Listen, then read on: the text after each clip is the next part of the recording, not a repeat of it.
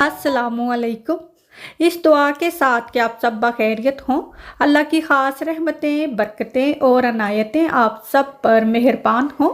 मेरी दिली दुआएं और नेक तमन्नाएं आप सब सुनने वालों के साथ हैं।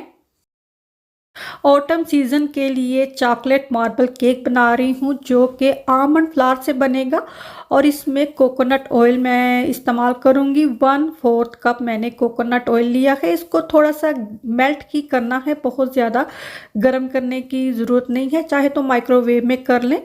जब ये मेल्ट हो जाएगा तो इसमें से आधा जो कोकोनट ऑयल है वो मैं सेपरेट कर लूँगी। क्योंकि मैं चॉकलेट मार्बल केक बना रही हूँ तो इसमें कोकोआ पाउडर नहीं डालूंगी, जो डार्क चॉकलेट होती है वही इसमें मैं डालूंगी। तो आधा जो कोकोनट ऑयल है वो मैंने निकाल लिया है और जो आधा होगा उसमें मैंने डार्क चॉकलेट डालकर वो मेल्ट कर लेनी है।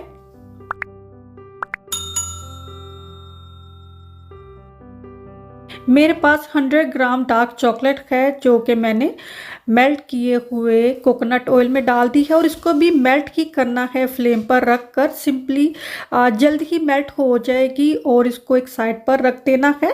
यहाँ 4 अंडे लिए हैं, 3/4 कप इसमें चीनी का डालकर इसको 4 मिनट मीडियम टू हाई स्पीड पर इलेक्ट्रिक बीटर से अच्छे से मिक्स करना है कि एग का वॉल्यूम जो है वो काफ़ी बढ़ जाएगा। 4 मिनट ही इसको मिक्स करना है और ये देखें एग का वॉल्यूम काफ़ी बढ़ गया है और जो कोकोनट ऑयल मैंने मेल्ट किया था वो इसमें डाल दिया है। ये स्पैचुला मैं बेकिंग के लिए और मीठी चीज़ों के लिए यूज़ करती हूँ। इससे मिर्चों वाली चीज़ें मैं कभी भी उन चीज़ों के लिए मैं यूज़ नहीं करती हूँ।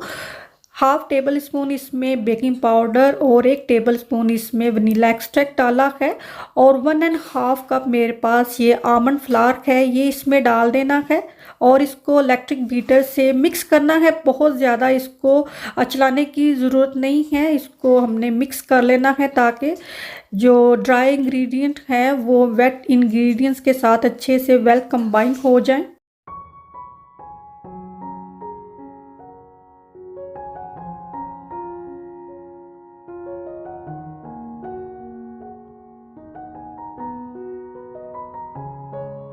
और अभी जो केक का बैटर तैयार हो गया है इसमें से आधा बैटर हमने एक अलग बोल में निकाल लेना है क्योंकि ये चॉकलेट मार्बल केक है। तो आधा हिस्सा जो बैटर का होगा उसमें जो मेल्ट की हुई चॉकलेट है वो डाल देनी है। यहाँ इसमें आप कोकोआ पाउडर भी डाल सकते हैं और इस चॉकलेट मिले केक के बैटर को स्पैचुला से ही अच्छे से मिक्स कर लेना है। इसको जब मैं मिक्स कर रही हूँ तो ये स्वरल की तरह मिक्स हुआ तो मुझे लगा कि पूरा ही केक का बैटर ऐसे बनाया जाए और उसमें इस तरह चॉकलेट मेल्ट करके डाल के रफली सा उसको मिक्स करके बेक कर लिया जाए तो वो भी चॉकलेट मार्बल केक बन सकता है।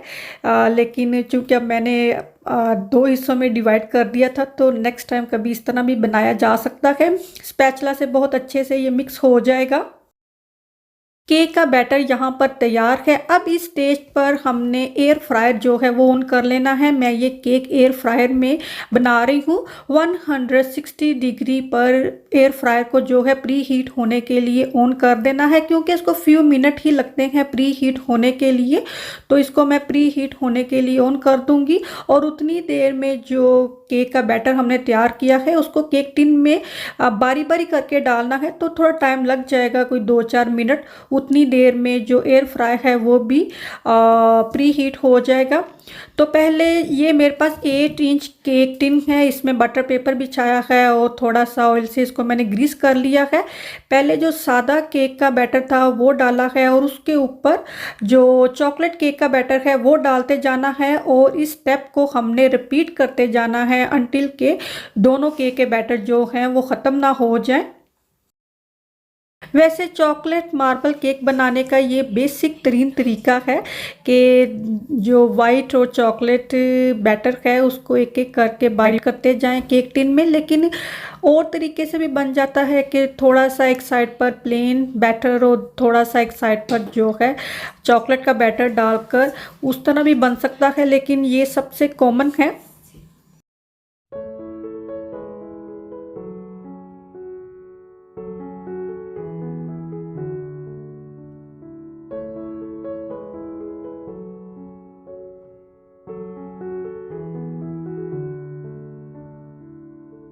जब केक का बैटर अच्छे से केक टिन में डाल दिया है तो उसको थोड़ा सा टैप कर लेना है और जो बास्केट है उसको निकाल कर इस तरह इसमें जो केक टिन है वो रखा है।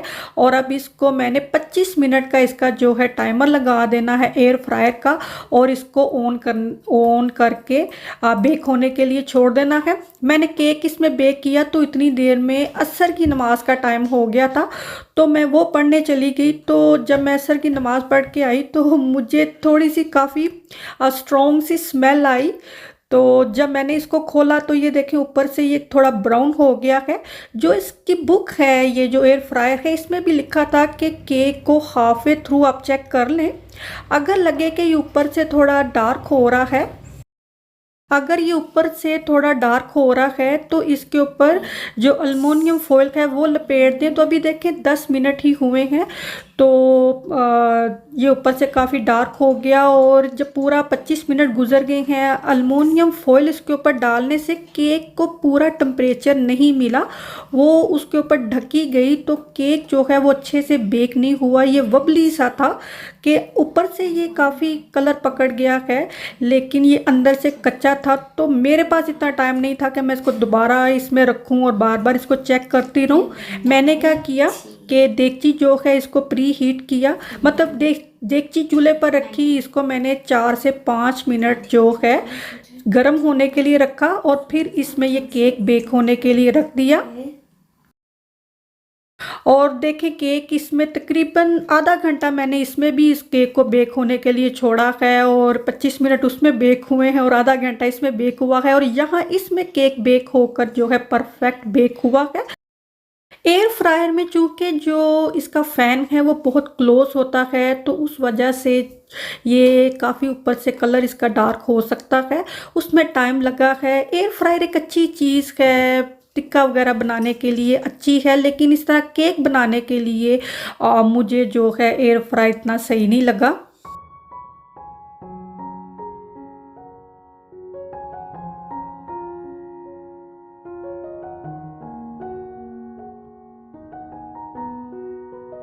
मेरे बच्चे मस्जिद जा रहे हैं तकरीबन 4-5 साल ही हो गए हैं। पहले ईमान और फजर ने मस्जिद जाना शुरू किया, अभी कोरोना का नामो निशान भी नहीं था जब से मेरे बच्चे मस्जिद जा रहे हैं।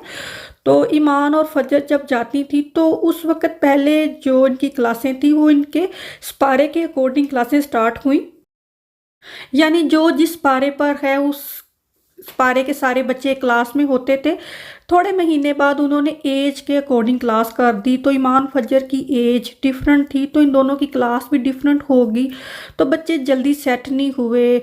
बच्चे स्कूल में भी हों या मस्जिद में पढ़े हों, बच्चे एक टीचर या एक उस्ताद के पास जब अच्छे से थोड़ा यूज टू हो जाते हैं और सडनली जब उनकी क्लास बदल जाती है उससे बच्चों पे बड़ा ही इफ़ेक्ट होता है, बच्चों को टाइम लगता है पढ़ने में।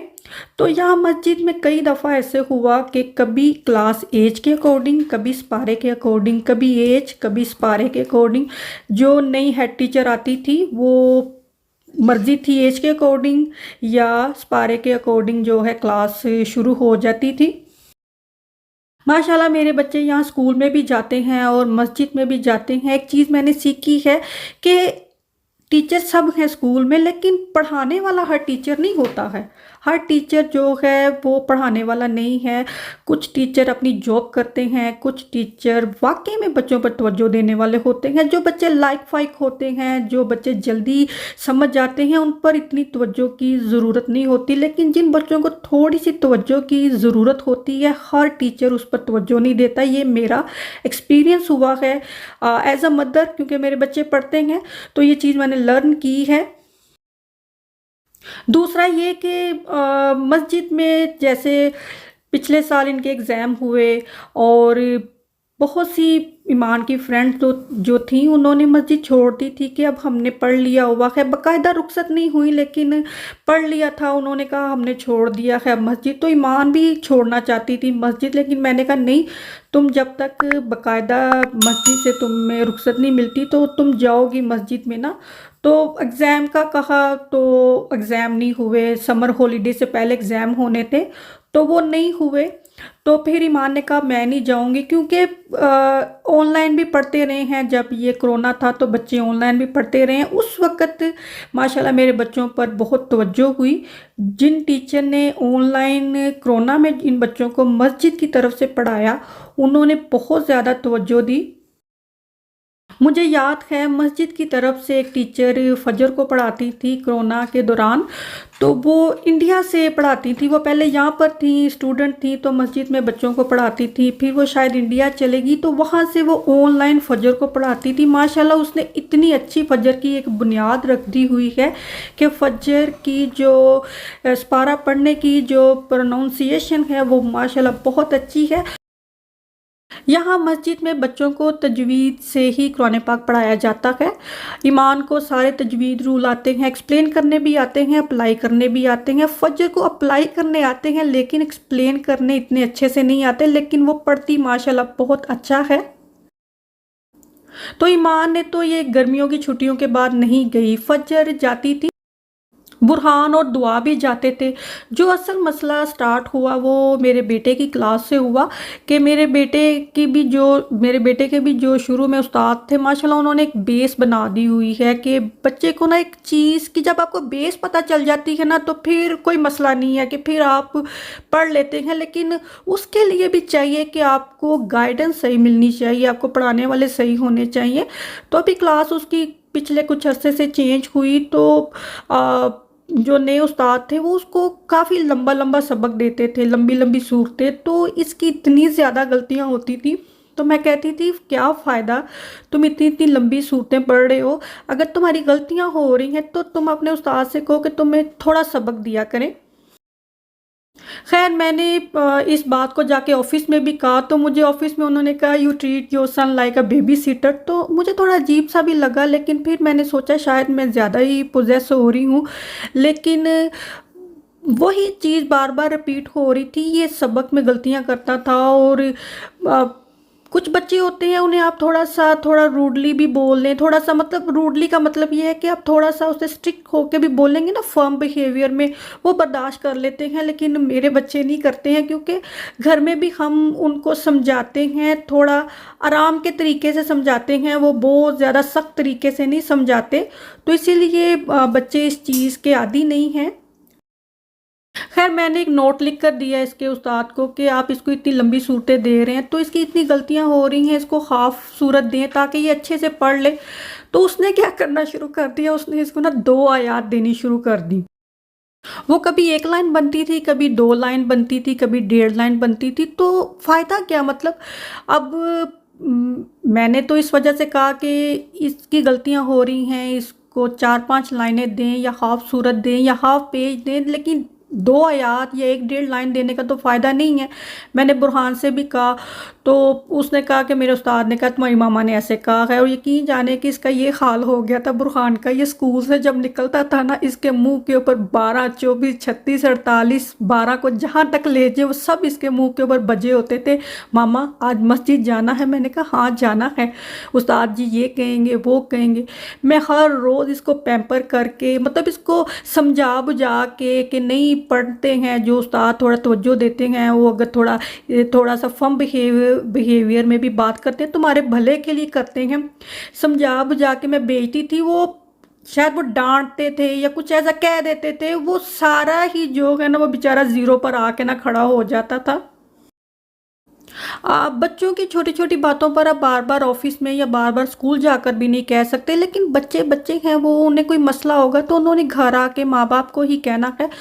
तो मैंने ऑफिस में जाकर बात करनी मुनासिब नहीं समझी। मैंने इसके उस्ताद जी को नोट लिख कर दिया कि मैंने कहा था इसको आप हाफ सूरत दें, लेकिन I didn't say you give him 2 आयात, कि ये 2 घंटे यहाँ मस्जिद में बैठा हुआ है सिर्फ 2 आयात पढ़ने के लिए, तो what's the point, why I am sending my children to the masjid. खैर कोई उसको भी कोई असर नहीं हुआ। और चूँकि ईमान ने पढ़ा हुआ है, मैंने नाजरा ही पढ़ा है, ऐसे ही हमने तजवीज़ से नहीं पढ़ा और हम कह दें हाँ हमने पढ़ा है, लेकिन नहीं, मैंने ईमान से सीखा है तजवीज़ के रूल, तजवीज़ से कुरान पाक पढ़ना।